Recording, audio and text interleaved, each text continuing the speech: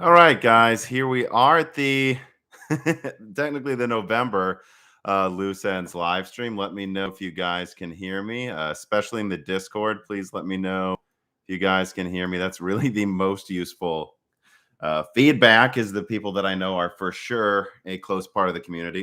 Can you hear me well? I should say. What a dumb question. I'm sure you can hear me. Can you hear me well? Um, Anyways, though, it looks like everyone can hear me well. And yes. All right. So good. Excellent. And again, as you see, there's a few comments like, why is he late?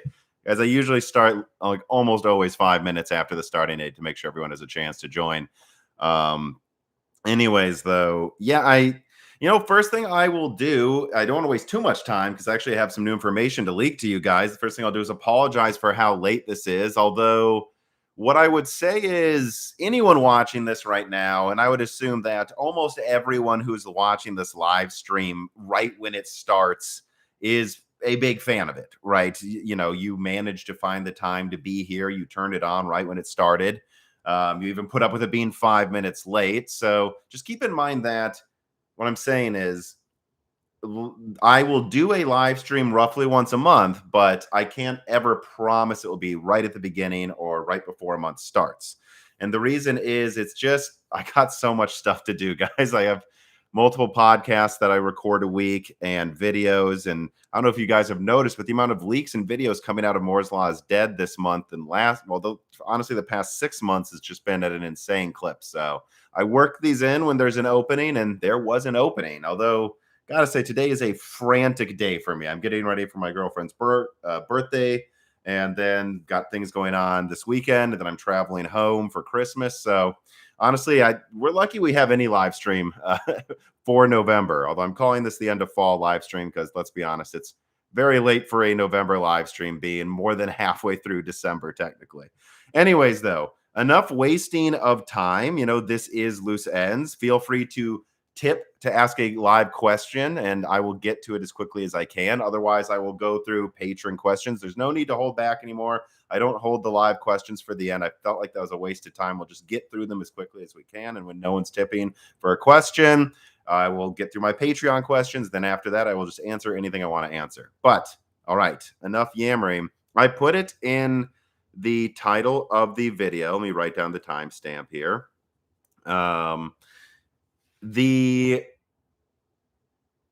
I want to talk about Intel Battlemage, right? Obviously, we've known about it since Intel told us it's Alchemist, Battlemage. That probably also corresponds to their naming schemes, whether it's A512 for the top Alchemist card or A780, whatever they decide to go with.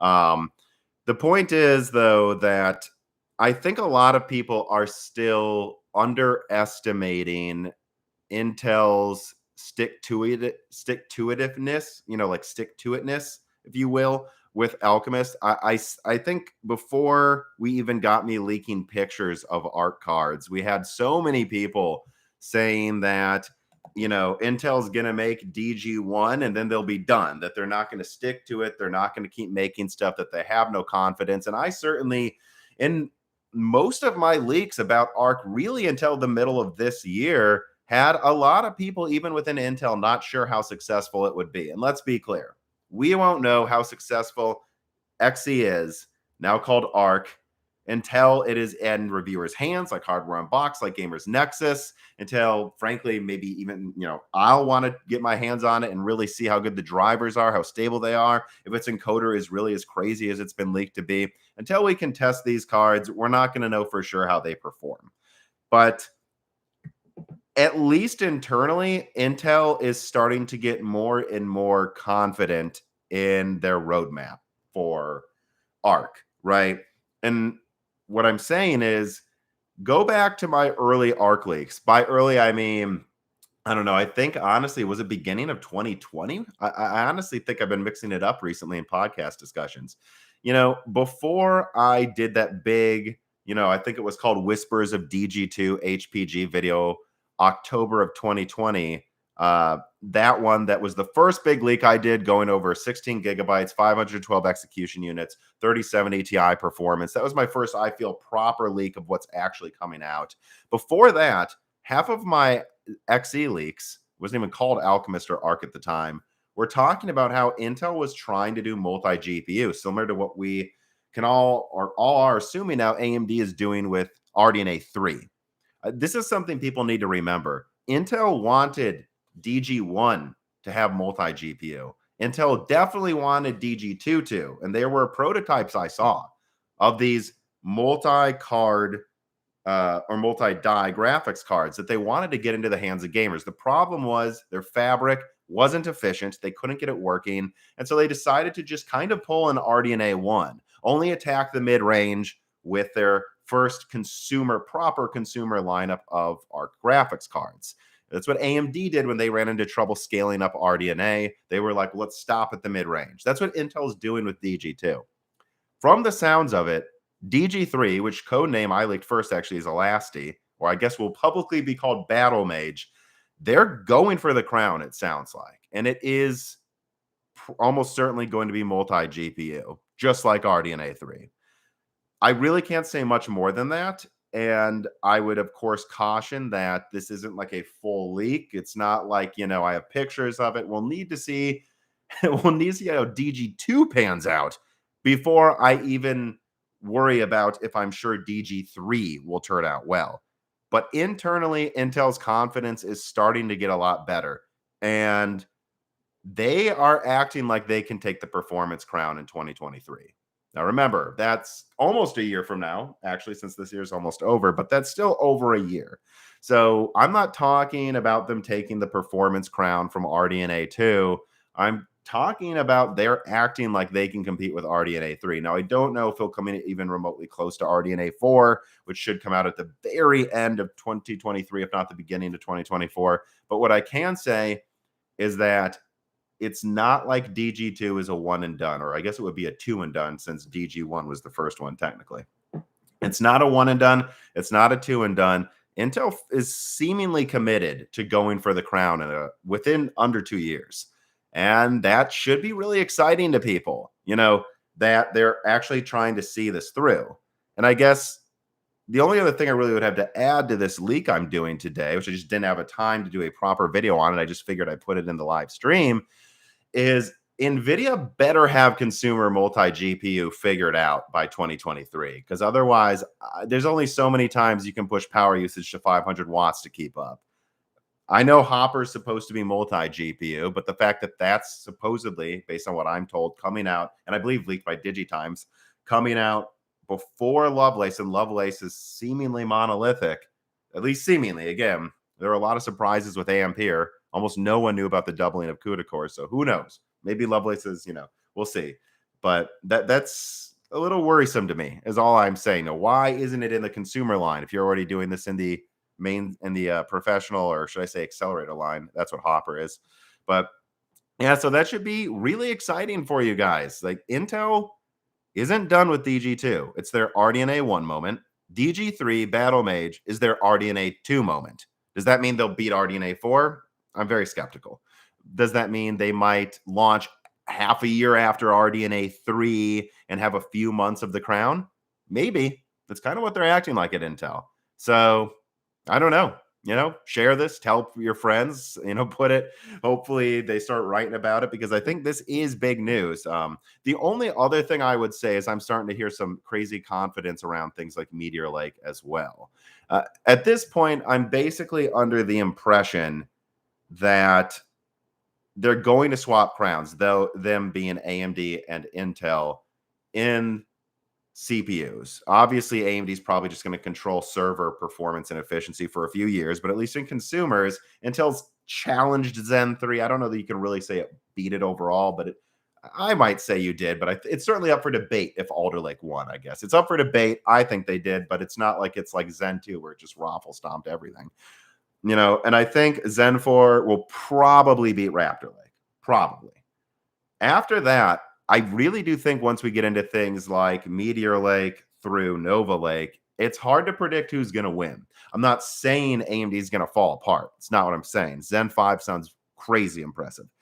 But this confidence at Intel, that wasn't always there. They didn't think Rocket Lake was going to be good. They told me that. And they weren't even sure they weren't even sure when DG2 would come out, and they knew that their Xeons were terrible. So it's not like Intel sources or people connected to Intel, especially not people connected to Intel, are always saying good things. They're not. But they're saying very good things now. They're having this confidence that reminds me of AMD in 2020 talking about RDNA 2 and RDNA 3. But let me just make sure I didn't miss saying anything else about Battlemage here in my notes. Yeah. So I think I pretty much covered that. That's the first thing I wanted to do in this live stream, is leak that. Hopefully you guys find that interesting. Again, please start submitting questions here. I believe we already have a couple of tweets. Cannot hear you at all. Asking if we can hear you. What is this here? I cannot hear you at all. You are in the, I can tell you how you are years in the future. Okay. I got a question here from Quinn F relating to DG, and I feel like it's clearly a joke question because he's asking about DG10. Yeah, I'm not making any predictions about DG10. And you know, when you see leakers come out and they're like, I know the exact performance of, I don't know, right? Nova Lake. It's like Intel doesn't. They're not done designing it. So I'm not going to make a DG10 prediction. I'm not even making DG3 predictions. I'm just telling you what Intel people are saying and communicating. I'm not predicting anything. Let me see. Klitsky TV writes in. Thank you for the tip. Says, want to buy a mini PC. I want to buy a mini PC for full HD. Will Rembrandt be enough? Rembrandt will be in between. Right. Cezanne performance is about PS4 base. I would say Rembrandt's probably going to be a hair below. Well, let me think about that. It's probably going to be below. It'll certainly be below Xbox Series S. Except for the CPU, of course, will be stronger. I don't know. I'd say I'd say Rembrandt's performance is below a PS4 Pro. Even though it's RDNA 2, it's still only 12 compute units, and it still has, like, compared to the PS4 Pro, for example, which is a weird architecture. Really, it's really not just normal. It's not normal like Polaris at all. It's double the ROPs. It's like way less ROPs and bandwidth. So I think you're looking at something that should confidently beat the PS4 base, of course, and probably be, I don't know, the performance of, I would guess, a desktop 1050 Ti if you overclock it. If we're lucky, that's about what you're looking at, with Rembrandt. And that's what I expect, at least. So that's not a PS4 Pro. That PS4 Pro is like a 580 in performance, 570 depending on the resolution you run it at. It really excels at lower resolutions. But I don't know. So is that enough for full HD gaming? Yeah, probably. Just not at high settings, most likely in the latest games. A lot of these new games coming out are pretty demanding. And it is just 12 compute units, guys. This is, it's still the way I think of Rembrandt. Let me actually write this down because I'm clearly talking about it for a while here. The way I think of Rembrandt is just kind of keeping up with what Renoir was. At the time, Renoir was the strongest integrated graphics. It's only really because Intel wasn't trying to really beat them. It was only 8 Vega compute units. That wasn't, the AMD could have made something way stronger. And that's how I look at Rembrandt. Is it better than Cezanne? Duh, but it's newer. It's not like they're pushing the envelope on die size or performance with an APU, even remotely close to, frankly, what they were doing on 12 nanometer. They used to have 11 compute units. They used to have die sizes above 200 millimeters squared for their APUs. Rembrandt's not really anything more than what Renoir was when it came out. Decent enough to game, but it doesn't feel like they're pushing the integrated graphics as hard as they could be, or as hard as they were in the past, relatively speaking. And they have Infinity Cache. There's no reason they couldn't basically put what the 6500 XT is in an APU. Give it a little bit of Infinity Cache, give it more than 12 compute units. It would fit, but they're just not doing it. So Rembrandt will play games, but think of Rembrandt's performance in 2022, how you thought of Renoir that year. Cool, but not crazy, really. Let me see. Hector Santana writes in, thank you for the tip. Have you heard anything about the quick sync transcoding performance of Intel's GPUs? Will all the cards have the same transcoding performance? No. And I don't even mean relatively speaking. I think they might strip it out of some of the loans. I'm very interested in getting one for my Plex server.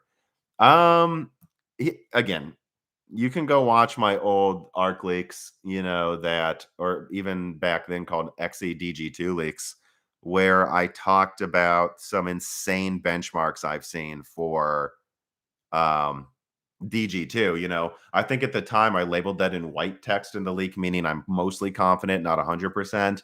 Since then, the information from those sources turned out to be 100% correct. So everything I've seen internally shows encoding performance for all ARC cards to be really powerful relative to their Nvidia counterparts. The problem is I don't know how cherry picked those internal benchmarks are, right? It's Intel.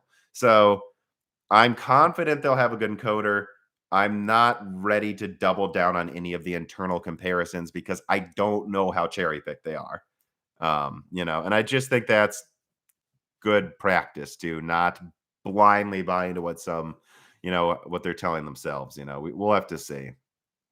Let's see here. A named person writes in on the Moore's Law is Dead Discord, which you can get onto and ask questions for free if you support us on Patreon. And he says, are there any updates on AMD's Van Gogh? I'm adding this because I was just talking about Rembrandt, so why not just talk about Van Gogh at the same time?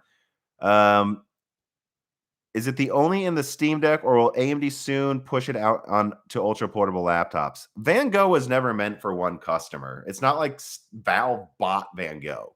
It was meant for multiple customers, and it just never got done on time, nor in the contracts they wanted it to when it was done. So my impression is Valve has, sweeped it up, called it Aerith, and put it in the Steam Deck because they can.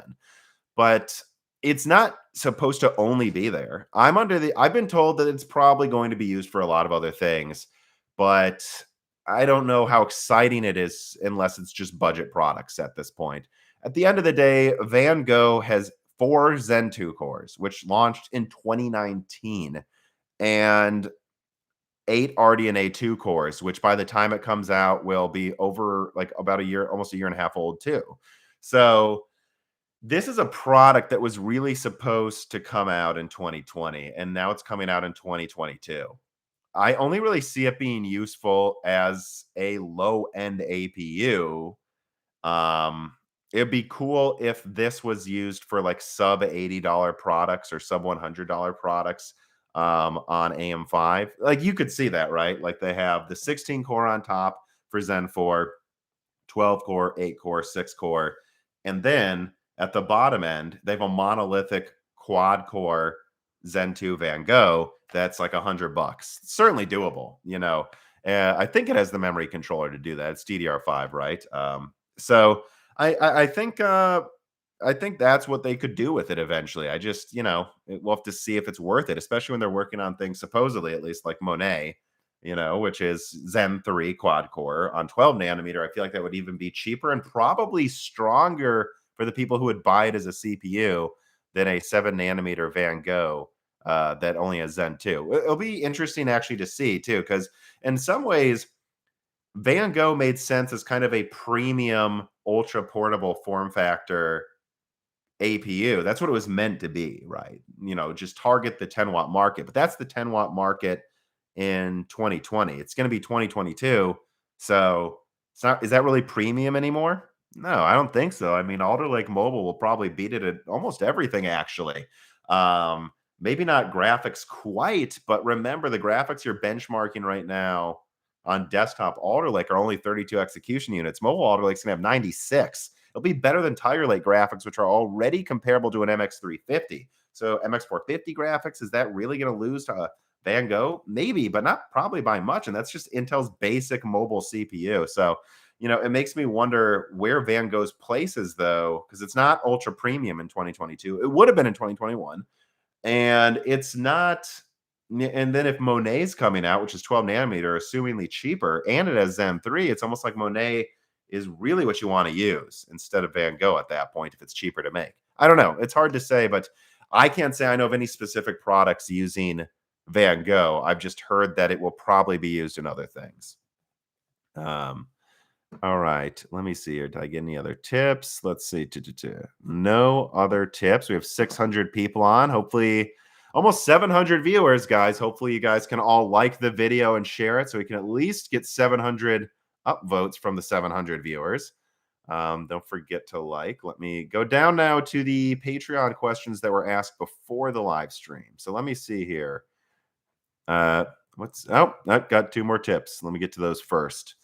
Akarsh Aditya writes in, doubt about 4K monitor. I played mostly 1080p 24-inch since sometimes hooked a PC to a 4K 55-inch TV. 4K doesn't feel much different, although 2K feels sharper than 1080p, but 4K doesn't seem like a big jump in quality. Is a 4K monitor worth it? Well, I guess we always get 4K monitor questions in the live streams. Let me write down a question here, write down the timestamp. I mean, honestly, when it comes to this whole 4K worth it question, nothing's ever worth anything unless it's at the right price. And, I thought those original $2,000 4K 144 hertz monitors were a joke, a complete waste of money, especially when there were better OLED 4K 120 TVs. Even if you can't put those on your desk, just to illustrate how milked those early 4K 120 monitors were. But now they're below 1,000. Dan just got one for, I believe, 800. That's 4K 144 hertz, uses one single HDMI 2.1 or a USB-C. And I tested it with my laptop that I'm using right now. It worked. 4K 144 over USB-C from my laptop flawlessly. And it even only had HDR 400, and it actually looked better when I plugged in a PS5 than non-HDR, which surprised me because I usually don't expect much out of HDR in most monitors that don't have backlight dimming. So I've got to say that to me is the right price. Like 800 or less, 4K 144 hertz, great color, great response times. At least it's not as good as the OLED TVs, but it's $800. It's like half the price of the OLED TVs. That's worth it to me. You say, Akarsh, you can't tell the difference. Good. Looks like you're going to save yourself some money and get a cheaper monitor. I can easily tell the difference between 1440p and 4K. Easily. I don't need to be next to it either. It's never been hard for me. So I can't really empathize with this argument. It's like, okay, well, I can tell the difference. And I remember when 1080p was out and you had half of the people arguing they couldn't tell the difference between 720p and 1080p, which is preposterous. But now we say it's preposterous. Go look up articles from the early 2000s, and you had tons of people saying they couldn't tell the difference between 720p and 1080p. Now no one says that. So what happened? Did everyone's eyes just magically change? No. People were telling themselves they couldn't tell the difference to save money. I can. So I don't know what else to say. Now, is a 4K monitor worth triple the price of a 1440p monitor? Same frame rate, same color, same everything else? No, probably not. But I think it's worth 50% more easily. And frankly, that's how much it usually is. A really good 1440p monitor isn't as bad as it used to be, but it's still usually $300 to $400. I'm seeing good 4K monitors below 800, sometimes 600. So it's not triple the price. But it depends on if you honestly can't tell the difference, then good for you. But I can, and I think it is worth maybe not triple the price, but at least 50% more because it's not hard to run 4K in my opinion. It's just not. Like, what game are you only playing? Battlefield 2042? Are you only playing Halo Infinite and insisting on not using dynamic resolution? Because I play Halo Infinite with dynamic resolution turned on with my 3070 and 4K fine. So that game runs fine, and most of the games I play are a couple years old, and they run fine in 4K on a 3070 or stronger. So, I mean, heck, even like 3 or 4-year-old games on my 2060 laptop, like Resident Evil 2, they just ran in 4K. If I turned a couple settings down, and not most, so I don't know. I don't think 4K is that hard. I think it's worth more money, but of course, I don't think it's worth $2,000 for a 4K monitor. And 4K rant that seems to be a staple of every live stream because everyone always asks me a question like that. Danvera1G1 writes in, what do you think that large unnamed chiplet is on Alder Lake Mobile and Ultra Mobile? About the same shape and size as the video portion on the main die, but do you think it's more akin to 5775C cache? I don't think so. I don't know, Denver. I honestly don't know what you're talking about. I mean, it's just the IO controller, right? Is or yeah, you know what? I'm not even going to look it up because I don't want to. I don't want to break up the flow of the live stream. But I'm guessing I know what you're talking about, Denvera. And Intel's split up the dies for Tiger Lake and all types of mobile processors for years. And that's just either for the IO or a separate graphics chiplet, depending on which generation it was, right? So it doesn't, no, they do this all the time. In fact, go look up, weren't there old Core 2 products or, God, was it the i7 or was it the 700 core series? Like that included like the i7 750 or whatever. I think those had separate dies as well. Like Intel does this every now and then. This isn't really new for Intel, actually. Chrissy's one writes in, why aren't there more curved IPS displays at reasonable pricing compared to VA? Well, anytime you ask me a question like this, my answer turns into they're going where the sales are. And I understand that there's like a lot of tech channels, hawking curved displays, but most people don't seem to want one. You might, but most people don't want them, and that's why they're not making them. You know, and that's why they would charge more because it's a more niche market, and they know the people that insist on getting a curved display will pay more. Um, weren't there curved TVs from Samsung or something a few years ago? Where did those go? And no one wanted them. I think it's different for a monitor for sure because then you can have ultra wides, and that definitely makes much more sense than using three separate monitors, like having one long curved one. But the reason they're charging more for them is because they have that part of the market cornered. And to my knowledge, VA displays usually have more input lag and are cheaper. So that would also be why. But there's a lot of random things I'm trying to remember correctly here today. So, okay, let's see. All right, let's see. Let me get the mic is furry and his dog is missing. No, I did not skin my dog. She's just fine, guys. Let's see. What do I want to get to now in these reader mails from patrons? So I'm looking at the ones on the Patreon right now, just for everyone on the Discord.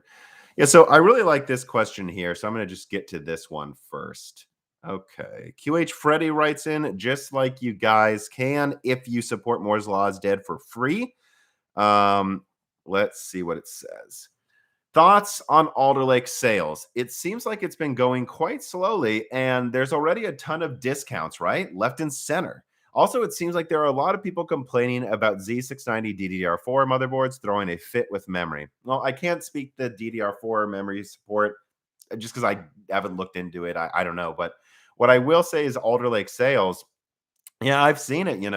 It's funny that when Alder Lake was launching, you saw a lot of tech channels go, AMD needs to drop prices. And if you guys will remember, I did a couple of videos where I said, I don't think AMD needs to lower prices. It's not that I don't think it would be nice, nor that there wouldn't be some reason because Alder Lake's very competitive. But the fact of the matter is, Intel's Alder Lake is new. They're manufacturing it now, and there are logistical issues all over the world. So they have to ship these. Right? AMD's products are on shelves. So there's going to be a lot of people buying up stuff this holiday season that will just buy AMD. If you go to AMD.com, I haven't checked this second, but usually most of their CPUs are still sold out right now at their MSRPs. $800 for a 5950X that loses to the i9. AMD didn't need to lower prices. I was 100% right about that. And do I think that's good? Do I think the 5800X shouldn't be $300? I think it should be, actually. I do. But people are buying it for more. And I think a lot of it has to do with the fact that AM4 has been around forever. And you can upgrade and put a CPU in your AM4 motherboard, right? And I'm one of those people. I'm not going to get Alder Lake because my Zen 2 3950X is plenty good. If I'm going to get something, I'll just wait for Zen 3D because then I can just slot it in and not have to buy a whole new platform and a bunch of stuff, right? So That's a huge advantage AMD has. They have the logistics advantage this holiday season. They have the advantage of it having an established product that QH Freddy points out DDR5 motherboard storing to fit. You know, AMD had a lot of memory issues with a lot of their launches, but now they're all ironed out. They're stable. That's an advantage AMD has over Alder Lake. You know, Alder Lake may have one, in my opinion, but it didn't blow Zen 3 out of the water. So, yeah, I mean, I think Alder Lake's selling better than their previous lineups, of course, that were horrible, but not magically because AMD just has a lot of reasons you'd still buy them. And frankly, I think a big part of that is mind share. AMD Ryzen, you know, maybe Radeon doesn't have the mind share game one yet, but holy heck, does Ryzen seem to have mind share, at least in the enthusiast space, at the very least. So even friends of mine who aren't that into PC rumors or discussing the hardware, they actually now say, what AMD CPU should I get instead of Intel? Most of them, most of the novices have heard of Ryzen by now. You know, that's huge. And so that's why Alder Lake isn't selling as well. You know, why didn't Zen 1 sell like crazy? I mean, why Zen Plus? My brother Dan, co-host of Broken Silicon, got his 2700X in 2019 for like $140. That's absurd. What was it even competing with? Quad core or dual core, even at the time, I think i3s. This was Coffee Lake era. So the i3K was like the same price as a 2700X. It's because Intel had better mind share. People were still mostly recommending Intel back then. That seems to have flipped. And it took multiple generations of AMD curb stomping Intel for them to finally get here. And now they're benefiting from it. We'll just have to see if they can keep it up long enough to have we'll just have to see how good Zen 3D is then, right? And if it makes everyone just forget Alder Lake already. But that's why Alder Lake isn't selling that well, I think, is it's not selling badly, but why it's not blowing Zen 3 out of the water is it's because it's not like a win at everything, and AMD has a mindshare advantage and a bunch of other ones. But that's a very good question, QH Freddy. I'm glad I could touch on that. So let me see. I see I have some tipped questions here. Let's see. Marcelo Doe writes in, can you comment on how realms the possibility of Intel manufacturing NVIDIA chips? If ARC is to compete directly with NVIDIA, why should they do it? Well, they probably shouldn't. You know, it's really that simple. I didn't say Intel was going to make NVIDIA chips. I said Jensen called them and asked if that would be something they could do in the future. And it sounds like they were like, maybe. You always keep these channels open. And at the end of the day, it's about business. So, you know, if ARC is going to compete directly in NVIDIA, why should they do it? Because they make money, though. It's not like they couldn't, you know. I just don't think that's happening anytime soon. And it's never like it was this thing. It's definitely going to happen. But, you know, I'm trying to think of like what else I would say about that. I mean, again, it's like the usual thing.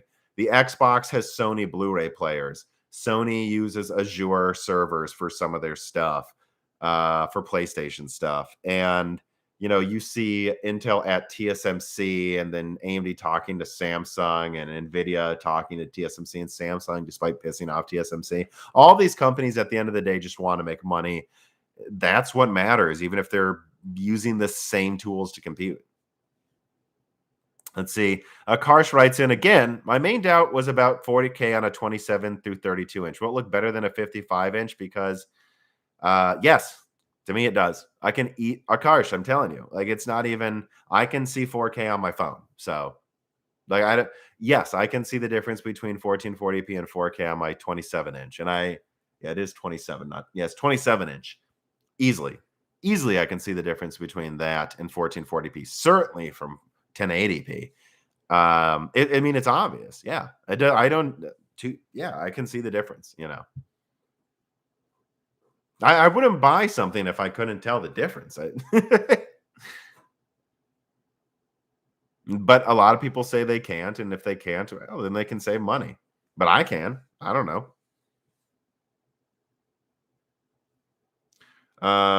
The Remedy writes in from Patreon, as far as Intel's GPUs go, and Alchemist, Battlemage, any word on the real-time encoding performance, where's good or better than NVIDIA's NVENC or AMD's? I'm curious to see if it will end up being a popular choice for game streamers, whether in a single PC or a dedicated streaming rig. Thanks, Tom.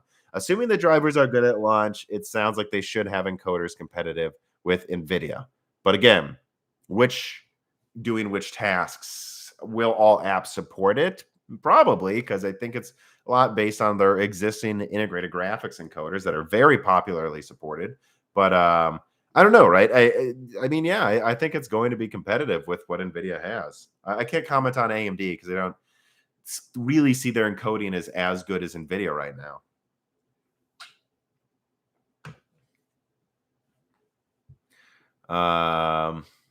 Let me see here. Someone says I'm young and I'm old. Says that I'm young, so that's why I can see the difference between 4K. Not that young, dude. Then Vera writes in, I'm just wondering if you thought it was a coincidence that the second die on Alder Lake mobile slides was the same size as the 96 execution unit GPU on the main die. Wait, let me read that again. If you thought it was a coincidence that the second die on Alder Lake mobile slides was the same size as the 96 EU GPU on the main die. I don't know what you mean by on the main die. Yeah, again, I can't comment. We know what Alder Lake Mobile is. There's no secrets. Like Intel has shareholders. They want you to buy their stock. If there was some secret die on Alder Lake Mobile, they would tell you, right? It's like those rumors of like the Xbox One having a secret chip to beat the PS4. Makes no sense. They want to win from the start. They're going to tell you if they have something that can make them win. Nicola Georgiev writes in, hey, Tom, just wanted to give a little something before Christmas and New Year's. It's not much, but it's all I can give.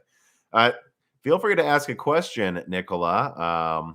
And of course, I appreciate it. We can't, you're not paying me. You're paying not just me. You're paying Dan. Especially the YouTube revenue. A big cut of that goes directly to Dan, the co-host of Broken Silicon, who's a grad student, and goes towards the Patreon is usually where I divide it up towards the audio engineer, and hopefully soon a dedicated renderer, thumbnail, and like coordinator person. So just know that you're also sending extra money for Christmas to the other people as well, Nicola. Thank you. Yeah. Evan Stenger writes in, the extra die being referred to as the PCH. That's the word. That was the term I was looking for. Yeah. And Intel splits up the PCH from the main die and mobile chips all the time. Go look at a bunch of past runs. I don't remember if it was like all of them, but I think it was like Tiger Lake, Ice Lake. They do this all the time. Intel splits up the PCH from the main die all the time. And I can't say about a coincidence in size, but it's certainly not some secret GPU.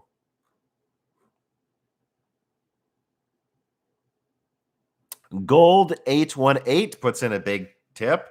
So let me get right to that. Put a timestamp too. Evolution. Let's see. And what are we at here? 38. 25. So, all right. Gold 818 writes in. Thank you for the tip, Tom. I'm curious. When do you think the end of higher and higher resolution will be? I see 1080p to 4K is a huge jump, but 4K to 8K is minor, but still noticeable. Will it stop when we hit the resolution of the human eye or above it? 16K? Right. And remember, 8K is an approximation of the limits of what most human eyes can see. Right. Actually, there was a study I read that me and my brother talked about on either Broken Silicon or Die Shrink, which is, of course, the patron exclusive podcast, where we looked at a study that was quite interesting. And it was looking at a study that was like trying to measure the resolutions and frame rates people can see. Because remember, our eyes don't see in resolution. They don't see in frame rates. But like at what level can you not tell the difference? And it's worth mentioning that there is a gradient between how likely a certain person is to notice. So like a given person may not notice the difference in resolution one day, but the next day they actually might. And some people can see better, right? Some people easily see 8K to 4K, easily see, and therefore it's only like, I believe it was like 5 or 10% of the population, like could see above 8K. So I guess what I'm saying is I'm sure we'll go above 8K just to be safe, that we're at a resolution that you can't see the pixels. I think we're going to go there to be safe eventually. It's just diminishing returns, though. Is it really worth it? Because oftentimes, while you're gaming, if you have really good anti-aliasing, 1440p isn't always noticeable, and 4K pretty much removes pixels, especially with the latest anti-aliasing technologies. I mean, God, I was just thinking this the other day, whether it's on my PlayStation 5 or, playing Battlefield or Halo on my PC, I can almost never see jaggies these days, or if I can, they're very minor compared to, I mean, honestly, guys, I don't know if you remember playing games back with like Far Cry 3 or Battlefield 3. Half of the graphics settings and resolution I selected were what can I get away with before I try to crank up MSAA. I mean, I would turn settings down from ultra to like medium to get ×4 MSAA because the aliasing was just so bad. And we don't have to deal with that anymore. And so the need for higher resolutions keeps going away too. It's not even just that higher resolutions are better at this. The games and rendering themselves are better at not having these obvious jaggies everywhere, So look, when do I think the end of higher and higher resolutions will be? I think we're kind of halfway there. We're half there now. I don't think almost anyone's going to bother with 8K outside of TVs for a very long time. And I certainly agree with you, Gold 818. I've gone to Best Buy and looked at 8K TVs running 8K content. I could see the difference between 4K and 8K, but I have to admit, it is way harder to tell than 1080p to 4K, which is the same ratio. It's 4 times the resolution of 4K. And I could immediately notice it, but it was finally, at least for my eyes, a little bit like, I have to look a little closer now, though. It's not like the obvious jumps we were getting, in my opinion, before. And so going above that, I can't imagine, unless it's a giant screen, which I could still see the pixels if I walked next to an 8K screen. So I'm sure we'll get to 16K in TVs in 5 years. I just don't think PC gamers are going to bother with anything above 4K unless it's easy to get. And this is something me and David does tech stuff, which is an upcoming podcast episode looking at products coming out in 2022. Excellent episode, by the way. Just finished getting edited. You guys have a treat coming out during the holiday season. It's one of the best ones of the year. The last episode of Broken Silicon of 2021, maybe the best one. I'm really excited about that. When we talk about this in length, me, him, and Dan all agree. Like, I would pay for 8K, but if I would pay 50 to twice as much for 4K over 1440p, and I probably wouldn't even pay twice as much. It'd probably be like more like 50 to 70% more. I'm not paying that much more for 8K over 4K. I think I'd pay like 30% more for 8K. And I'm like an enthusiast who'd be like, sweet, I've got an 8K 120 display. Like if a 4K display was $600, I'm not paying more than like 800 for that 8K one. That's how close the cost is going to have to be, I think, for most people to do 8K, because it is legitimately crazy hard to run still.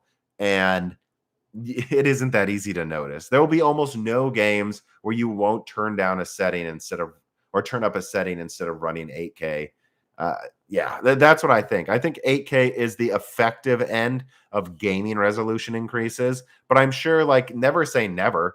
Like, think about what we had 20 years ago, not 10, 20. What were we running at in games? I mean, consoles were at like 240p or something horrible. So it's like, in 20 years, maybe everything will be 16K, and maybe we'll have like 500 teraflop GPUs that laugh at 16K. Probably. But until you're laughing at it, I just can't see people caring, because it's just so much harder to see. All right. I think I effectively answered that question. But you gave a big tip, so I really want to put some thought into it. Niccolo writes in, my question is, can you bring someone from Pray for the Gods team and yeah, I think you may have commented in the YouTube comments about that. Half of the guests coming on, like, if you want them to come on, you tell them to come on if you've talked to them, or if you've whatever, I'll write it down. The thing is, I've actually got another Hardware Unboxed episode coming up. I've got another developer or 2 episodes coming up, a VR episode coming up. I've got a motherboard expert coming up. I've got like a lot of guests lined up. So it's like, I'd love to talk to any developer who has an interesting look at how hardware interfaces and runs our games. It's just he's going to be on the list though, Nicola. There's a lot, but he has 2 questions. He says Nvidia may be in trouble because of RDNA 3, but is AMD in trouble because of Hopper? Let me see here. So that's actually a good timestamp. Let me put that in here. Hopper. Is AMD in trouble because of Hopper?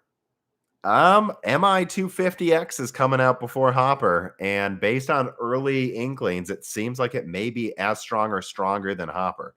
Not in everything. I am sure there will be workloads where Hopper blows away CDNA 2. So I don't want to suggest, that it's just like AMD blowing it away, but early whispers are indicating that AMD is competitive with Hopper already. So I don't think AMD is in trouble. But I think Hopper will, of course, probably excel at some tasks and have its own niches. NVIDIA's not stupid.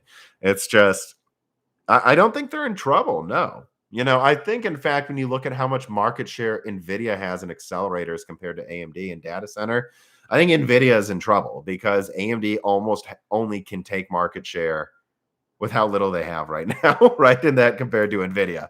So no, I don't think AMD, I think AMD's in a good spot relative to where they were a few years ago. That's all I can really say. Okay. Let me see here.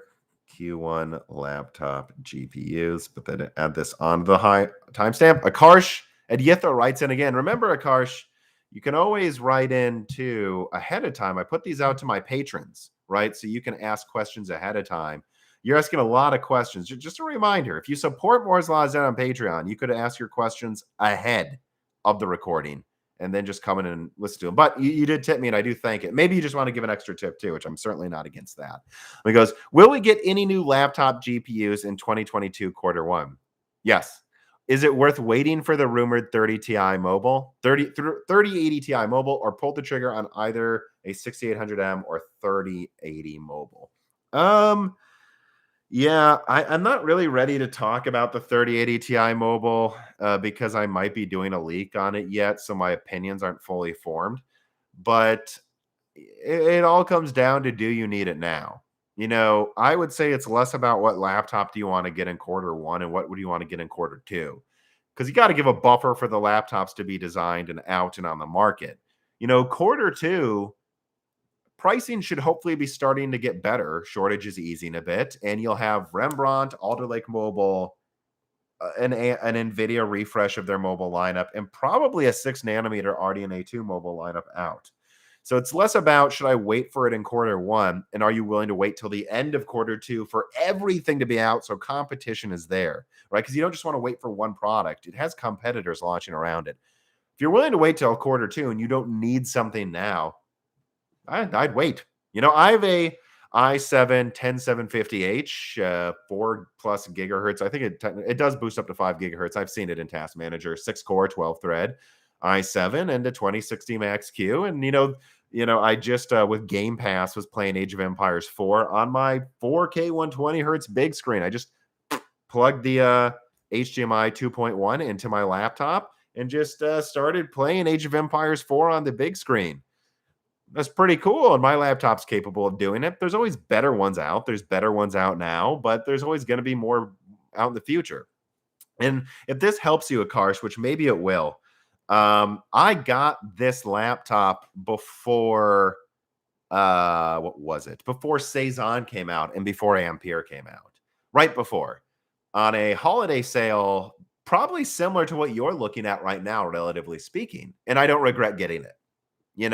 I think if you got something like a quad-core 14-nanometer i7 and a Pascal GPU or something like that right before 2080 mobiles and, Renoir came out, you'd probably regret, getting that 14-nanometer quad-core laptop when Renoir was right around the corner. But now we're at a point where most mobile CPUs are pretty damn powerful. Certainly almost never the bottleneck of your GPU, unless you're playing an insane game like Battlefield 2042, where now my CPU is actually the bottleneck, it turns out. But So that's all, hopefully that helps, right? I don't regret getting this laptop right before Cezanne and Ampere came out. And you know, it runs great. I should say Ampere Mobile because I got this 2020. Yeah, so it would have been around Ampere launching, but before Ampere Mobile launched. Yeah, so literally comparable to you. So it's like I knew Cezanne and Ampere Mobile were coming, and RDNA 2 Mobile were coming, but RDNA 2 Mobile didn't come out until way after Ampere, and Ampere's efficiency wasn't that much better. I don't feel like I really missed anything because I got a good deal. So if you got a good deal and you're going to game on this laptop during the Christmas season or something, then game during Christmas. But otherwise, I don't think you wait till Q1. I think you'll wait till the end of Q2. So Rembrandt, Alder Lake Mobile, 6-nanometer RDNA 2, and Ampere refreshes are out, and Arc graphics cards, which are really good in laptops, are out. That's what I would wait for if I were you. All of those to be out at the same time. Just know that if you wait for those in another year, less than a year after that, guess what's out? Zen 4, Raptor Lake, RDNA 3, Lovelace. So it's like there's always new stuff around the corner, and that's why I'm saying I don't regret getting this one. I did, and maybe you won't either. Just make sure you're going to use it now. Bruni Side Up writes in, do you think AMD is messing up and in danger of falling behind in node advantage by going to Samsung? I'll put a timestamp for this one. AMD, Samsung. Right. So do I think AMD is messing up and will fall behind if they use Samsung? No. AMD's talking to everybody. They're talking to Global Foundries for some products still. If they're going to Samsung, it's because they think it's the right node for the product. I mean, even look at Nvidia. They went to Ampere. They went to Samsung for 8-nanometer for Ampere. And as much as I have my issues with Ampere, I own a 3070 and Nvidia's market share is fine. So these companies are smart. They have analysts. AMD will only use a Samsung node for a product that they think it will be competitive in. It's not like they're just going to go to Samsung and be like, it's cheaper, so now all our products are less efficient. They're going to go to Samsung probably to make a specific mobile APU or like a specific die for their lineup. It's not like they're not going to use the latest TSMC. We already know they are. We already know they've bought up like some of the latest nodes at TSMC, that they're right up there with Intel, if you pay attention. So no, I think AMD's not in danger of falling behind by going to Samsung. I think if they're going to Samsung, it's because they know they need to start making more products on more fabs to make sure they diversify their capacity. Because my God, they can't. They need it. They need more. They need a plan for taking market share. All right, let's see. Leo writes in the live chat, what do you think about a parallel utilization of a 96EU dedicated GPU with the iGPU, similar to the current XE Max? You didn't tip, but I will answer this one because it's a good question. I mean, I'm told it's a big deal for professional and video editing, that the ability to combine the integrated graphics in Alder Lake with DG2 for video editing is going to maybe give them a huge advantage. And that professional ARC should be able to video edit with multiple cards at once. So again, when it comes to productivity tasks, I think I think ARC's going to have some real advantages versus AMD and Nvidia. That kind of seems to be one of their main things they're championing behind the scenes right now, and publicly. They already talked about it publicly. DJ, let me put that down then as another timestamp. ARC editing and drivers. Okay. Another question from the Patreon. Is there anything concrete regarding the state of Intel's drivers for gaming? Now that we know a lot about the hardware and it seems capable, that is still my biggest hesitance and doubt that Intel's GPUs would be a good choice for gaming. We're going to have to wait for launch. I don't think they're going to launch anything that doesn't work. I know that they know the drivers need to be good. And so DJ5K, let's wait for ARC's launch. Okay? That's what it comes down to. Because, it's we're just going to have to find out. And I feel like you'll hear me talk about this a lot in the upcoming podcast. So I don't want to say something you're going to hear again. It's just, at this point, when it comes to ARC drivers, do I think they'll launch something that doesn't work? No, because they know it would be suicide. So let's just wait for the launch, Um, Doran Lula writes in. This is a good one. Let me put a timestamp here. Let's see. Zen for PCIe 5.0. Okay. Doran Lula writes in, what do you think the probability of PCIe 5.0 being implemented on Zen 4 mainstream socket is? Well, 100% being on the socket. I just won't promise which product, right? It's going to be on AM5. And if there is support, what do you think the probability of NVMe 5.0 support is? It's a good question. I haven't looked at the Zen 4 Raphael documentation. I've been for a while, so I don't remember the exact layout off the top of my head. What I will say is there's a lot of evidence pointing to 4.0 and 5.0, but we know Genoa supports 5.0, and we know they can do 5.0 on Raphael if they want to. That's what I would say. What do I think the chances are that it is 5.0? I think decent at this point, but now the chances of NVMe 5.0 support, I haven't even thought about that. I guess I'm just not even really willing to wager yet. I just think they clearly can do 5.0 with Zen 4, and it's going to be up to them if they do. And I think at this point, it's looking fairly likely, but not 100% confirmed. And just like Alder Lake, which literally has Z690 motherboards without 4.0 support because it is expensive to implement. At least it's more expensive. It's actually not that expensive. It's like $10, $20 extra. But I guess these companies are deciding that they just want to have the cheapest product sometimes. I mean, you just can't discount, though, that if AMD does have 5.0 support, they'll probably want to be smart about it.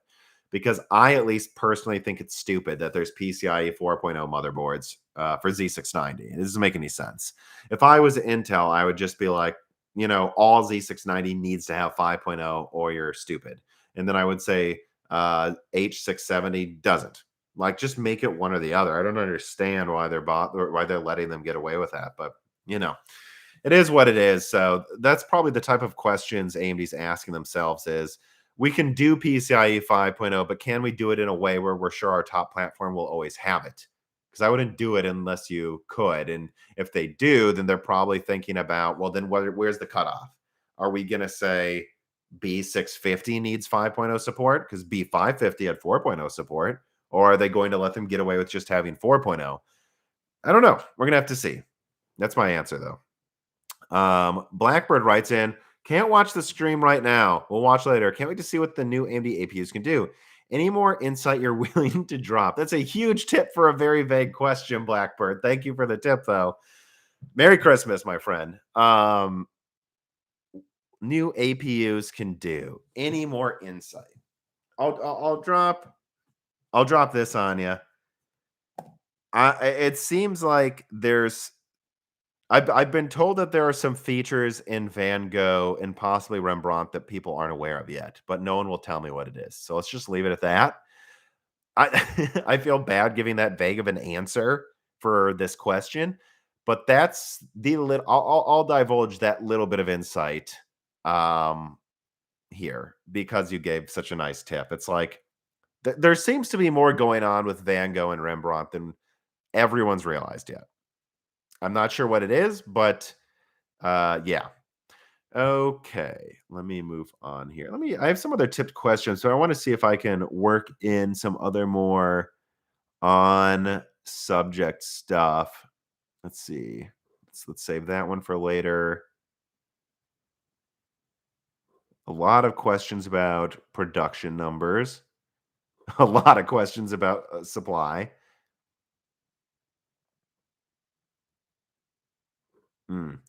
Matthew Salzberger writes in and he says, so I was wondering, what do your current PCs contain between Dan, your editor, yourself? Which games do you play? And do you run all 4K panels? And what do you think all your upgrade paths might be to stay up to date in the future? Stay next year's upgrades and on. Happy holidays, everyone. Thank you, Matthew Salzberger writes in for Patreon.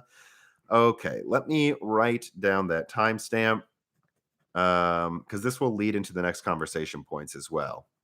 So eventually I want to talk about some gaming questions and that type of stuff. But Let me directly answer. I mean, I have a 3950X. I got it launch week when everyone said it was a paper launch. It wasn't. I actually was able to get a hold of three 3950Xs.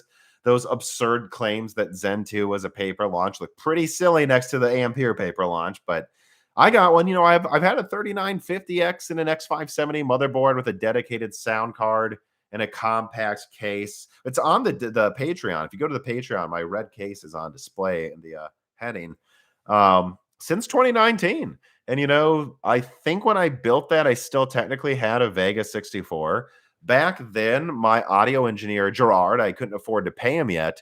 But I did have some Vegas and extra Vega cards as I was like stopping mining. And I was like, you know, he lives in Spain. And I said, oh, well, how much is a Vega graphics card where you live in Spain? And at the time, he was like $500-$600. And I was like, really?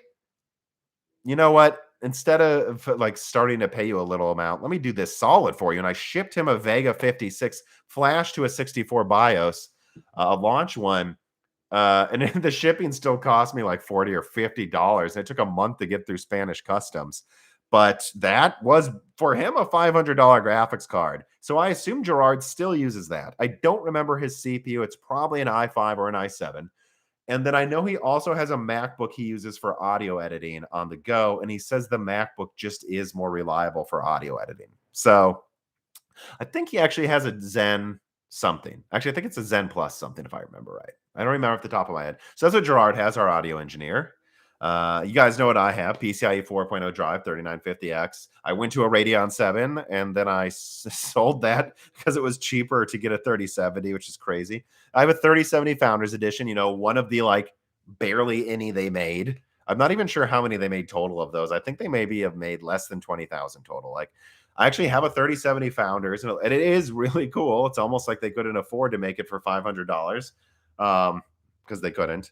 But I have one of those. And then Dan is a 6700 XT, the one that I tested for a benchmark, and a 2700X and an X570 motherboard. And he's probably going to upgrade to Zen 3D, and I might as well. So that's what we have. Now, what resolutions? Dan is a 4K 144 hertz display and a side 4K monitor. His side 4K monitor is one from 2014, if you can believe it. It's a Samsung 4K 60 monitor from around when people were getting this for the 290X. Dan has that as his side monitor. He got it for $600 7 years ago, a 4K monitor. And then I have a 4K 120 hertz Concept D monitor with professional color accuracy. And then a side BenQ 4K 60 monitor and a side 1080p 144 hertz monitor. So hope that answers your question. All right, now let me get into some of the game questions because we've actually got a few of them and I want to answer them at the same time. Let's see. Let's see here. Where we go here? All right, but that's what you blah blah blah.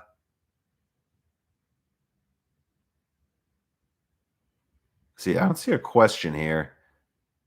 Yeah, I'm going to skip that one. Let's go straight to Tuck's Penguino's question. He says, I know you've been enjoying Battlefield 2042. Have you heard anything of Theaters of War by the makers of Star Citizen?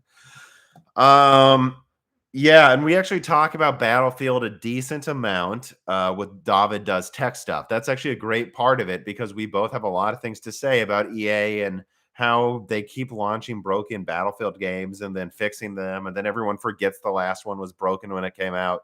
But I still have been enjoying it quite a bit, and they've actually patched it a lot. And that's just my main shooter right now, frankly. It is Battlefield, Halo, Age of Empires 4, and Far Cry 6 co-op. So that's what I'm playing right now. And that's what I'm going to be playing because that's already enough games. And then I still haven't beaten so many games. Metro Exodus, Returnal. I don't know. There's a lot of games I have to play. I'll leave it at that, Tux. Let me move on. Let's see. So let me see here. Evan Scoopsers writes in, I'm so tired of not having enough VRAM. Do you think RDNA 3 and DG2 could put pressure on Nvidia to increase VRAM on the low and mid range? Yes, I do. I think it will. I think that I shouldn't say this is a good thing, right? Let me put down a timestamp here. VRAM. There's no way around it. They can afford to put more VRAM, even if it costs twice as much right now as it did a couple of years ago because of the shortages. And I think a I don't want to say benefit because it's not good. I think there's no doubt in my mind the next generation of graphics cards are going to cost more per segment. And I think a not benefit, but a byproduct of that is they will be less scared to give us more VRAM, right? If the 4050 Ti is $400 or 350, they can afford to give it 8 GB or more. If the 4070 is $600, they can afford to give it 12 or 16 GB. Honestly, any graphics card over $1,000, they could probably afford to give 32 GB. The only reason they wouldn't is they don't want to compete with their professional lineups. So I'm tired of the VRAM thing as well. Do I think RDNA 3 and DG2 could put pressure on them to increase it? Absolutely. And I think they're going to have to because AMD might take the performance ground with RDNA 3, and certainly Battlemage may even beat Lovelace as well. So I think NVIDIA is going to have to make sure they don't skimp on a lot of things to make their products as enticing as possible. Okay. Brian writes in, thanks for that Obsidian guy interview. Yeah, one of the best episodes of the year. Do not miss the Obsidian developer. What an excellent frank discussion. Let me see here. Falto writes in, will Nvidia ever stop selling directly to miners? It seems it's a win-win for them to not stop because they can charge miners a lot more. And for gamers, it means GPUs are going to always be scarce, so street price always is jacked up to the roof. So we, the consumers, get fucked by their shenanigans. Anyway, my hope is Intel and AMD combined can deliver enough high volume for us so NVIDIA doesn't get their ways of screwing us. I think that's really what it comes down to, is that Intel making graphics cards, which again, guys, TSMC is not the bottleneck right now. Intel making graphics cards at TSMC doesn't mean nothing because it's also where AMD makes them. It will help. It will help. Okay. And it's a different node too. So, it's a different node than most of RDNA too. There will be some 6 nanometer RDNA too. But yeah, I mean, will NVIDIA ever stop selling directly to miners? I don't think so. I don't think they have any plans to. No one I've talked to seems to think that, if anything, the opposite. And I think, in fact, NVIDIA might sell more to miners as they lose laptop market share to Alchemist, assuming they do. So all I can say is we can just got to hope ARC is good and that Intel makes a lot of them so that, well, NVIDIA is selling a lot of their cards to miners, we at least have an alternative, Let me see here. Miners selling. Let it down for that timestamp. Let's see. Bfish writes in from the Patreon. What are your thoughts on the laptop market late Q1, early Q2? Nobody's strategy makes sense. NVIDIA appears set to refresh models that don't need refreshing. They look to be the only game in town with supply after being that for pretty much all of 2021. AMD is allegedly refreshing RDNA 2 mobile on 6 nanometer when they had like 3 SKUs only for 2021. And Intel seems poised to launch Alder Lake laptop with no Arc Mobile until Q2. Well, they're going to have Arc Mobile before that, but not a ton of it. Maybe they'll try for a premium thin and light with 120 execution units at launch. That's what I think they're going to do, Bfish. But a paper launch of a new architecture doesn't seem very Intel unless they're planning to turn around and launch Battlemage Mobile with Alder Lake at CES next year. Please help me make sense of this because I can't right now. They're doing what they can based on shortages and availability. AMD didn't launch to laptop right away because they couldn't even make enough cards for desktop. And so they were probably just building up the right amount of yields until they had a decent laptop launch. And also they wanted to bundle mobile RDNA 2 with Cezanne. So that came out after desktop for that reason too. So that's why that happened. That's why there's only so many models. And, there's not a ton of different RDNA 2 models because the yields are so good as well. They don't need a bunch of models. Like, that's another thing worth pointing out. As for anything not making sense, I think it makes sense. I think you have AMD refreshing their mid-range RDNA 2 on 6 nanometer because it's pretty obvious, I think, that the top end of theirs is going to be RDNA 3. It's expensive. And then on the low end, they'll just keep making like Navi 22 on 6 nanometer. So now it'll be like a 300 millimeter squared die at higher clock speeds. You know, that's what they can do. They can use 6 nanometer RDNA 2 as a refresh briefly, and then you rebrand it into the low end desktop late next year. So I think it all makes a lot of sense, actually. And then Nvidia's refreshing models that don't need refreshing. I don't know. I think Nvidia's mobile isn't that impressive compared to Turing and Pascal. I think they need a refresh. So I guess I gonna have to agree to disagree on that. I understand it looks chaotic though, and I agree. It is pretty chaotic looking. Um, Cameron McDonald writes in, thank you for the tip. Hello, question on cables, GPU, CPU. I have a 5950X and 6900 XT. Good for you. I'm using 3 DisplayPort 2.0 cables running 3 times 1440p monitors at 240 hertz. I continuously have stutters in games when Eyefinity is enabled. Any idea why? No. I tried Eyefinity a while ago when I had like 7970 Crossfire just for shits and giggles, like multiple 1080p displays, or I think I actually had like a 1080p display and a 1080p display and then a 900p display over here. It was weird. I don't remember much stuttering, but there was in some games. You just gotta, unfortunately, probably accept that it's not it's kind of niche, and there's probably gonna the more niche anything gets, Eyefinity more niche than a single display, the more there's gonna be bugs. I can't say Eyefinity's ever been that buggy for me, but I haven't used it that much.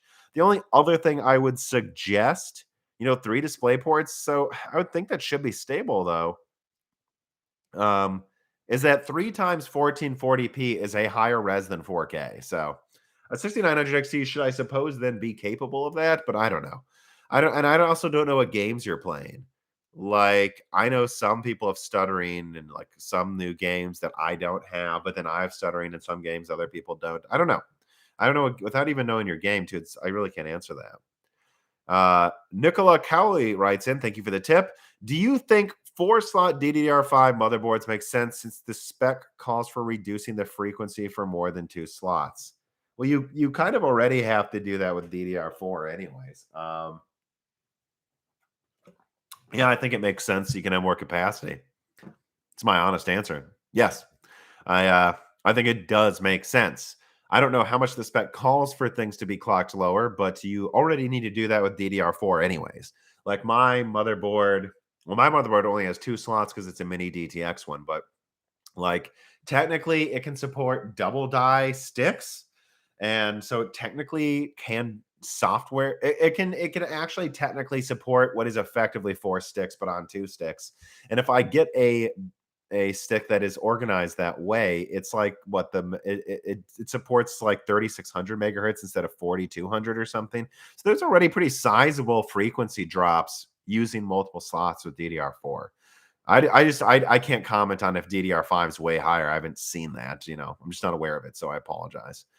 My answer either way is yes. You want to offer people the ability to have more capacity. And a name writes in that I believe is in Japanese and I can't read it, so I'm sorry. But thank you for the €5 tip. Very worldly individual. He says, theoretically, both NVIDIA and AMD GPUs should perform the same when we enable resizable bar, but AMD performs way better. What do you think and why? Well, people would be good to remember that. Let me put that here. Bar AMD versus NVIDIA as a timestamp.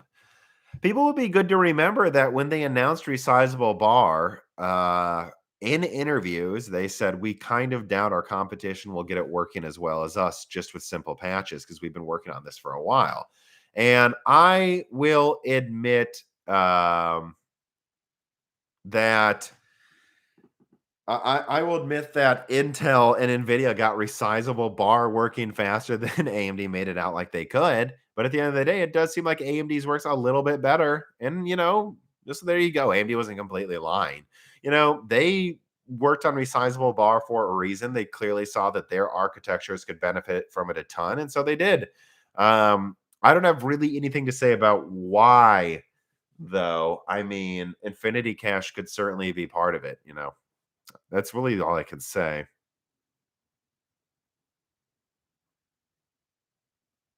Tom is running bananas in Quad SLI. Yes, I am. I am running those bananas and quad SLI. Let me see here. I didn't miss any questions, right?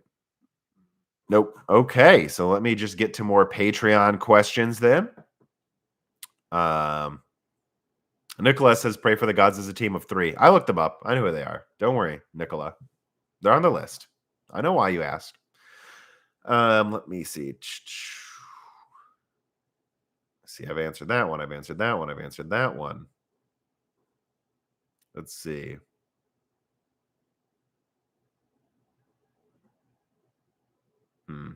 Okay. Let me save that one for last. Because that's a good last question. All right, let's get to the volume questions. Let's get to it. Okay. All right. GPU supply. Let me put down a timestamp. Supply queues. All right. Guntis Pegless writes in, hello, Tom. Do you have any insight on desktop graphics card production numbers? You already warned us that Nvidia would throttle production Q4 2021. I bought a 3070 last month at 190% MSRP, but now it's close to 300%, so I guess I don't regret it. At the same time, Radeon cards have seen a similar price hike. Is this because of strong demand from miners, overall high customer demand, high production and logistics costs, AIBs and everyone else in the supply chain becoming greedy? All four, my friend. All four. It's all four. It's the perfect storm. Again, it's like, that's why I get mad when it's like, man, if only miners didn't exist, we'd have graphics cards. No, you wouldn't. They're not even half of the problem. They're part of it. It's a perfect storm, though. Miners combined with logistics, which are legitimate. Look it up. There's tons of companies having logistics problems that are raising prices. Overheated demand of people who save money during who saved a ton of money during the pandemic, or it's really not over and but you know what I mean. During the initial years of the pandemic, who saved the most money? People working from home who probably have a lot of income. So not only do they have more income than most people, they also saved it because they were eating at home and not driving as much. Now they're spending. So it's overheated demand, logistical issues. There's miners that Nvidia is selling directly to, and absolutely there are situationalist people profiting extra, hoarding. Multiple accounts of hoarding. There's hoarding going on because people want the prices to stay high. So it's everything. It's everything, And if I were to say who most people ask, what's the biggest problem? It's the hoarding. Actually, at this point, it's the hoarding. But will the prices ever come down? Yes, they will. Will they come down to what you want? I don't know. But I suspect by the time they start coming down drastically, which again, guys, prices were coming down in Q3 a little bit and availability was getting better. Go to Newegg. You can get a 6700 XT at stock. New. It's there. 6700 XT is on Newegg. It's just $1,000. Still less than a 2080 Ti, by the way. It's on Newegg. So, they're available. There just needs to be a quarter of the people not willing to spend double MSRP, right? There are still people willing to buying cards. That amount of people needs to be satiated. And then once there's a quarter of dropping demand, the prices will start coming down. And I believe Nvidia will start shipping a lot more cards in Q1 again. I think they just wanted to sidestep the logistical issues and keep prices high in the holiday season. It's both. It's not just Nvidia's greed that they stopped Ampere production for a month and late October through November. There were real reasons they did it outside of just greed. It was just good business, I guess, too. But yeah, prices will start coming down next year. Will they be perfect? Not from what we were used to a few years ago. But I think they will feel a lot better, so they will come down. It's just not right now, unfortunately, because production was halted and we have a lot of shortage blockages, and shipping blockages. Jill Spit writes in, do you think the market demand of video cards in the recent release of the 2060, the GPU manufacturers may sit on this current generation of cards for longer than normal? What is the real drive to continue to push their architecture other than to compete with each other? That's why, right? Nvidia is going to launch Lovelace because AMD is going to launch RDNA 3 because Intel's launched Alchemist because Intel's going to launch Battlemage because AMD is going to launch RDNA 4. These companies are 100% going to launch new generations. And you got to remember that you move to new nodes because it becomes cheaper eventually. You get higher density, lower power usage, make cheaper boards because they don't require as much energy. Eventually, you move to newer nodes because it's actually cheaper too. That's changing a little bit with how much TSMC is jacking up the price on the newest nodes, but there's also still that component. So, yeah. Sarcastro writes in, hello, Tom. Regarding next-gen GPU pricing, any word on what data sets are being used to determine the pricing for any launches in the GPU sector, either upcoming in early 2022 or late 2022? Is there a way for companies by using onboard software registrations or by other means can use to determine if a GPU has been accessed to gaming networks or software providers like Steam? Is there any way for them to guesstimate the use of mining? I think there is little doubt pricing will increase at launch next gen, at least 25 to 35% gen over gen, considering some of the absurdity in the secondhand market. I understand nothing is set in stone, but any grumblings on any of these things? I mean, I think prices, the way I would put it is it sounds like AMD is going to probably bump up pricing to just below the previous tier, meaning probably if I had to guess, the 7700 XT is 550, the 7800 XT is 800 or 900, the 7900 XT is 12 to 1500, and then maybe a 7950 XT for 2000. You know, so that's like a 20% increase in price is kind of what I'm expecting across the board. But the performance should be more than that, more. So hopefully at least, right? So hopefully that'll help. In terms of if these companies can kind of like see what things you've done with your card, I wouldn't doubt they might be able to, but I think more of that data collection is, well, yeah, because they can kind of collect that in the drivers. I'm guessing they can. Yeah, I'm guessing especially Nvidia can, because Nvidia makes you sign in and sign a bunch of waivers to even to use your card. So I bet they can. All right. Gunter Odim writes him. Thank you for the tip. Have you ever noticed the 3060 and 3060 Ti have poor frame delivery? I noticed both cards dropping frames regardless of the PC drivers or Windows install when compared to other generations or AMD. No, and I think my 3070 has excellent frame rate delivery, assuming you keep its graphics VRAM usage below 7 gigabytes. I know it's an 8 gigabyte card, but you don't want to push up against it. As long as you're using between 6 and 7.3 gigabytes of RAM, the 3070 seems to have great frame delivery. I don't know why the 3060 wouldn't, assuming you know, the only thing I'll say about the 3060 is it just didn't seem as strong as I thought it should be. It just felt 20% weaker than I wanted it to be. And so, I understand in some benchmarks, the 3070 is supposedly only like 30, 40% better than a 3060, but I found scenarios where it was 60% better than the 3060. The 3060 just doesn't have as much grunt as the cards above it. And so I think when you're hitting it hard, it chokes harder. Even if it has 12 gigabytes of RAM, it just doesn't have the CUDA cores that Ampere seems to want to have a ton of to have that consistent frame rate. So that's all I can really say, but I can't say the 3060 Ti I've really heard that. It's just a cut down 3070. You know, that's weird if you've seen that across multiple systems. 3Box Colate writes in and he asks, season's greetings, Tom, Dan, and Gerard. Thank you. I'll pass it on to them. Thank you for your team's hard work and quality analysis during this strange year. Do you have a quick summary of the new releases due in 2022? Absolutely. The upcoming podcast with Dan is a look back at 2021 and the latest news. So me and Dan actually will discuss Alchemist, Windows 11 statistics, and a couple of news stories like Samsung's new memory. So that's what's coming up this week. The week after that, me and David have a video looking at the 2022 releases, and we go through all of them, you know. So I'm not going to regurgitate that. You know, that's for you. Look forward to that before New Year's Eve, right after Christmas. Will be I've been told by my editor it's one of the best episodes, if not the best of the year. It really turned out well with David Does Tech Stuff. I'm going to keep having that guy on at the end of every year. He's great. Shout out to him. Check out his channel. But I will give you a quick summary though of what to expect, because I just love doing this to put things in perspective. So keep in mind what's coming out next year, everybody.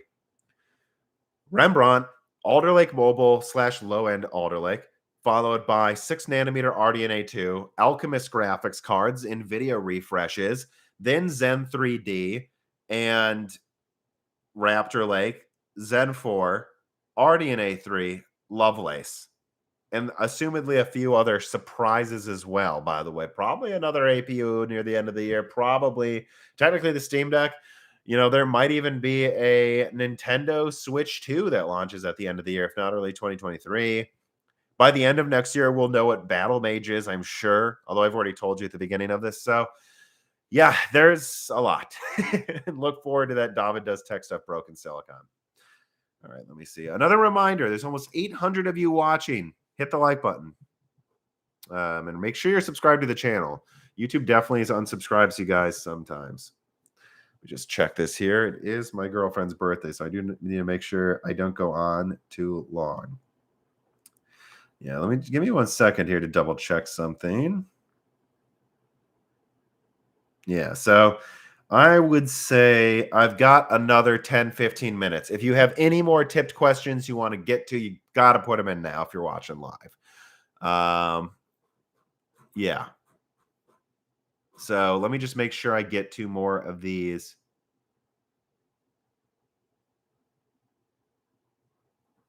Alex writes in, I know Quadro cards are super bin gaming cards that use less power than their counterparts, which, just to put things in perspective, I benchmarked the A6000 against a 3080 Ti, and yeah, I found they had roughly the same performance. And so even a 3090 Super or 3090 Ti launching next year is probably only going to be 10% stronger than the A6000 while using 50% more energy. And it was consistent. The A6000 I tested used less energy on average than the 6800 XT I tested.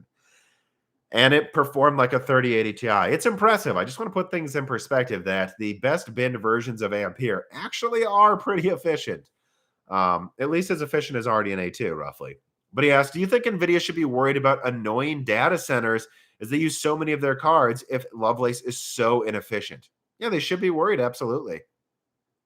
Do you read the GitHub I posted? No. The GitHub I posted? No, of course not. But yeah, so yeah, sorry, I got distracted by a live stream comment. No, I mean, Alex, yeah, I mean, it's something for them to worry about.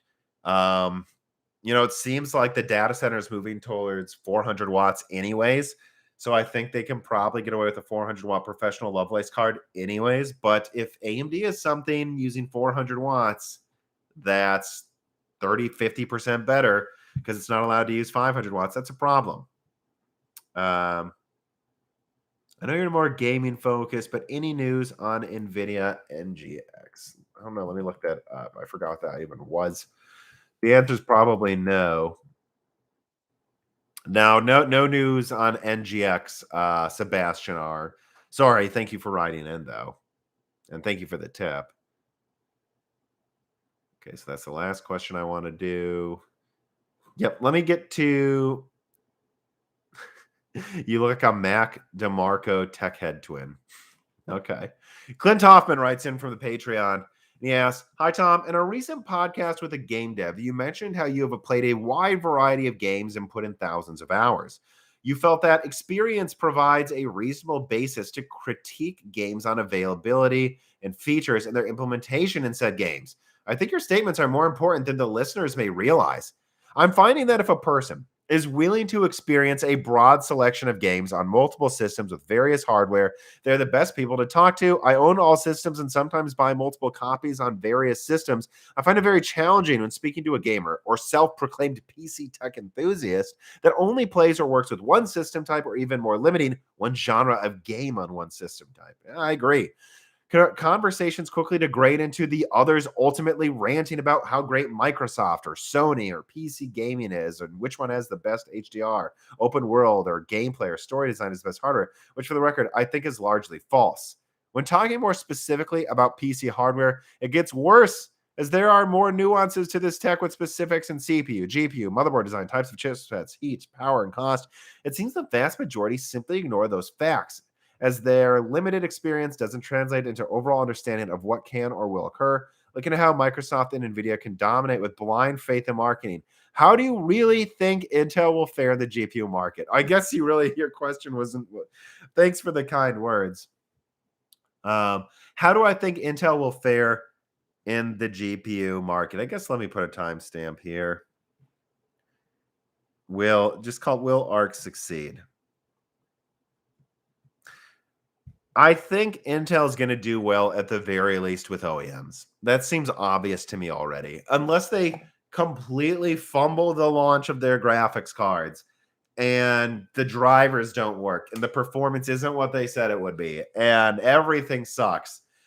There's so much evidence that Intel is going to have a real winner in low-end OEM PCs and even mid-range ones in low-end laptops and even mid-range laptops. They should compete with at least the 3070 laptop edition. So I think that's clear. What's not clear is how well they will fare in do-it-yourself desktop, if they will have the features to make them succeed with gamers there, and if their product stack will be good enough to have enough, like I think it's going to have staying power, but to have enough staying power to take more than like 5-10% of the market.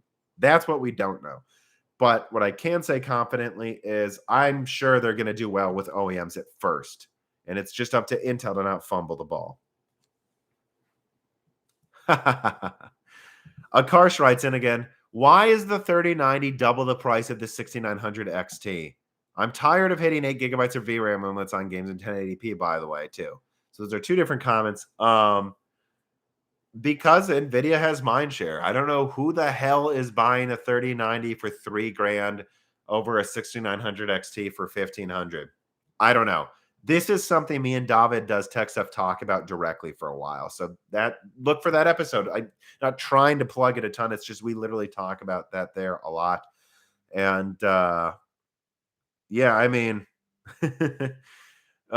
it's just a lot of it has to be mindshare, and I don't even think you can say the professional application thing anymore, because at that point you would be buying an A5000 for less than the 3090, which has 24 gigs of RAM and professional support. Like if that's actually what you want it for, the A5000 is only like 20% weaker than a 3090. So you would definitely save some money to have a more efficient, better professional card. So it's just mindshare. I don't know. People are willing to spend more for Nvidia, especially in the enthusiast segment.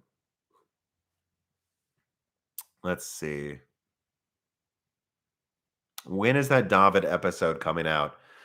Well, the next one is a partial news and look back at 2021 episode with Dan, which is why I'm not really completely focusing on looking back on this year very much, because I want to save it for those broken silicons.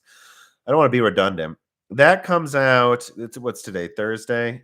It comes out, I believe, let me pull up the calendar, the 21st. Yeah, the 21st, the Dan episode, the 28th, the David does tech stuff. You'll get it a few days early, though, if you support us on Patreon. You get it early without ads. You support us on Patreon. So just know that if you want to get it, actually, when would that drop then? It wouldn't drop on Christmas, would it? Not quite, no. It'll drop like New Year's, the week before New Year's Eve, so you have that to listen to early as well if you're driving back from Christmas.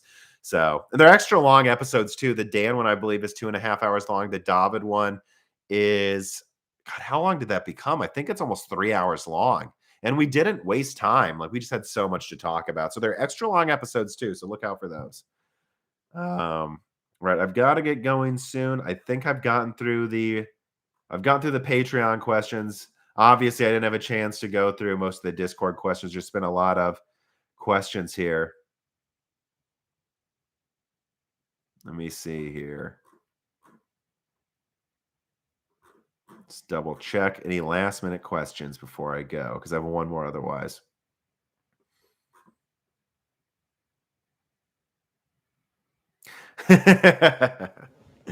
Got a question from Viggy96 from the Patreon and the Discord, which again, you get access to if you support us. Does this move to multi-die GPUs mean that multi-GPU setups could make a comeback? Not for gaming, dude. No. Crossfire is dead. I do think it might make a comeback for video editing, though, with ARC, based on what I'm hearing. We will have to see.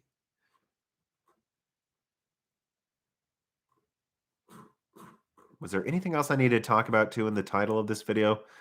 Let me double check that. Yeah, let me make sure there was like, Because I hate when I do that. Like I put something in the title, expect someone to ask me a question about it, and then no one does. Lovelace versus no, I've talked about that. No, I've covered everything in the title. Okay, very good. So let me see any last minute questions. Don't forget to like. All right. Well, I don't see any more tipped questions, so I'm going to go to this one, the final one on the Patreon here. And let me put a timestamp for it.